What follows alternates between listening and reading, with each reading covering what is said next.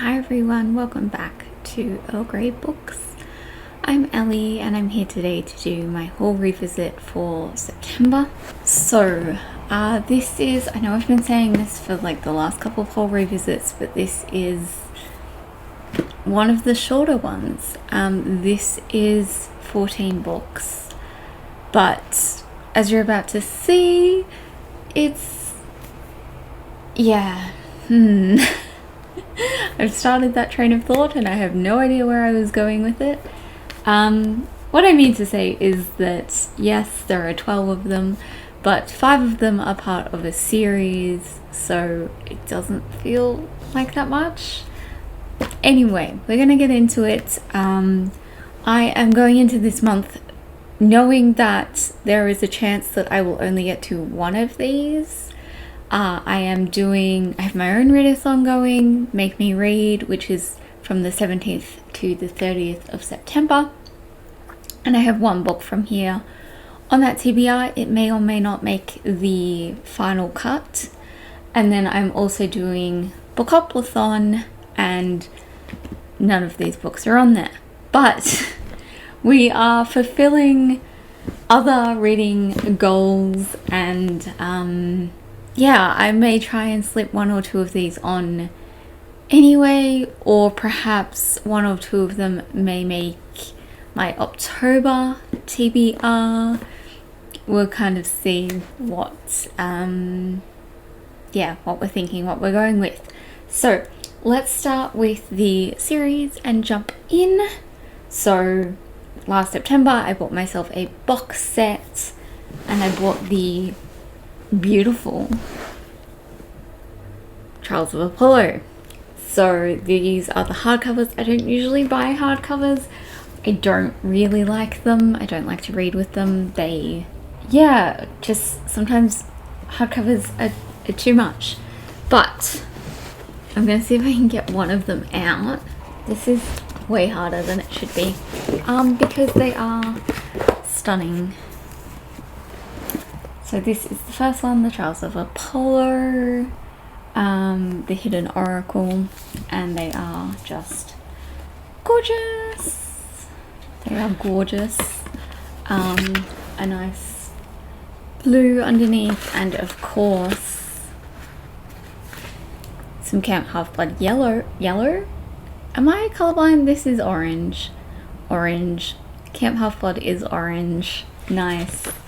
And yeah, they just all look very pretty, and I have not read these yet, obviously, because they're in this video, but I also don't think I'm going to get to them by the end of the year. You may know that I did this whole spiel about wanting to reread the Heroes of Olympus series before moving on with any more Rick Riordan, and I've only just started doing that. So hopefully by the time this video is up, I have finished up with book 2. I still have 3 books to go, and then the Magnus Chase series, and then finally these. But let's get into the others. I'm going to put these back here. They've been joined by a Percy. I'm Zoe. He was not happy about having his slumber disrupted. Okay, so let's get into these other ones. Let's start with these 3 that really are just quite random. But I have Troilus and Cressida, which is by William Shakespeare. I bought, I think over like 2 or 3 months, I bought a couple of Shakespeare's in these editions. These are the Pelican editions, which are put out by Penguin. I really like them. They're really nice, interesting covers, and also the play is relatively easy to read in terms of the formatting. They have a bunch of notes down the bottom and things like that, and they also come with these, like, honestly kind of like ginormous starting stuff but I've read a few of these already that I bought, and it's usually pretty interesting, that kind of stuff. Some of it is a little bit repetitive, as in it'll be in all of them, and it's talking about sort of a more general kind of Elizabethan theatre. But I don't think I'm going to get to this one this month, if I do get to any of these. I just read Julius Caesar in August, so I will probably give myself another month and then maybe pick up another one of these that I bought in 2021, so that I can mark off that, and it is a quick one to get off my physical TBR. I hope any of that made sense. And then I have Portrait of a Scotsman by Evie Dunmore. This is the third book in the League of Extraordinary Women, I think it's called. Yes, League of Extraordinary Women. I was so excited for this one. I pre-ordered it and then I still haven't read it. I don't really know why, to be honest. I was very excited about this. I thought it would probably be the favorite in my series. My favorite in the series so far. But I haven't got to it. It's a little chunky, but we'll see if we can get around to it maybe in October.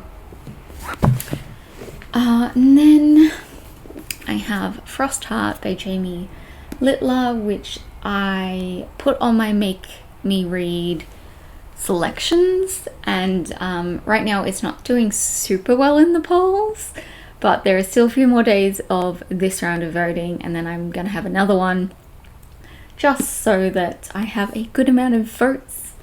And yeah, we'll see how this one goes. I would really like to read this if I don't get to read it in September.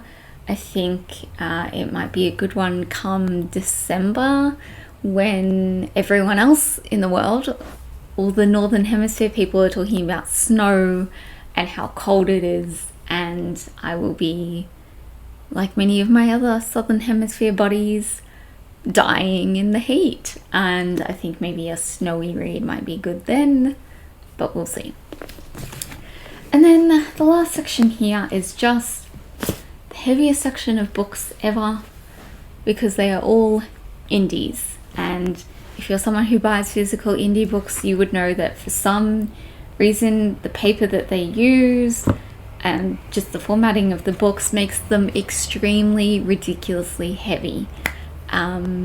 So yes, I also have some chunky ones here, but let's start with this one. This is The Bridge Kingdom by Danielle L. Jensen, and this is a fantasy, and that's all I remember of it. I was super excited. I want to say it's fantasy romance, but I'm not sure if it's YA fantasy romance or whether it's gonna be smutty. We'll see. Obviously I'm hoping for smart, and I feel like that probably was why I bought it, but I've also wanted this series for ages, and I haven't read it, so clearly didn't need it that bad, but at the time it seemed necessary. I've also got Touched by Fire by Kel Carpenter, which is book 1 in the Magic Wars Demons of New Chicago series. So I bought this alongside another Kel Carpenter, which I have since read, and then I had a few on my Kindle and blah blah blah blah blah. So I've read a few from Kel Carpenter now, and yeah, I'm interested to give this one a go. It seems like it might be an urban fantasy. One of the series I've read from her could kind of be like that. So I'm interested to see if they're gonna kind of have the same sort of vibe and feeling to them, or whether they'll be completely different. So we'll see.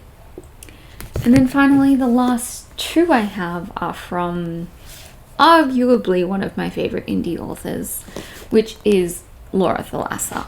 So I got A Strange Hymn and also The Fallen World. So this is book 2 in the Bargainist series. I read book 1, which I also bought at the same time, which is Rhapsodic. It's been so long that I will need to reread these, but I think it might have been Lana or maybe Lola who might have mentioned some kind of read along of these, maybe. I'm not sure. But I'm definitely going to reread that one because I couldn't tell you what this is about other than it's like a demon kind of thing, and you like, I don't know. But I did really enjoy that first one, so it would be nice to get back to this one. And then this one here is the completed series in the one book, which is why it's quite chunky. I believe this is, yes, it is a trilogy. And I think from memory, this one is also kind of like fae-ish.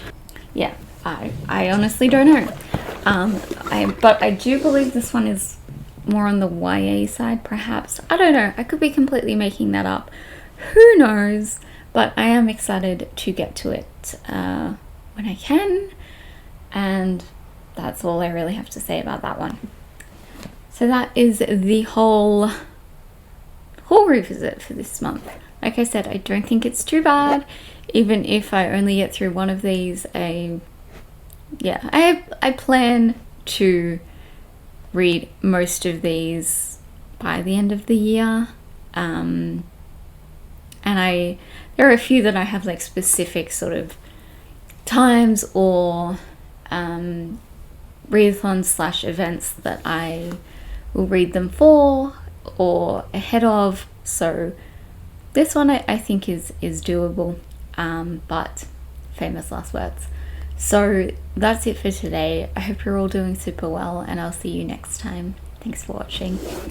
Bye.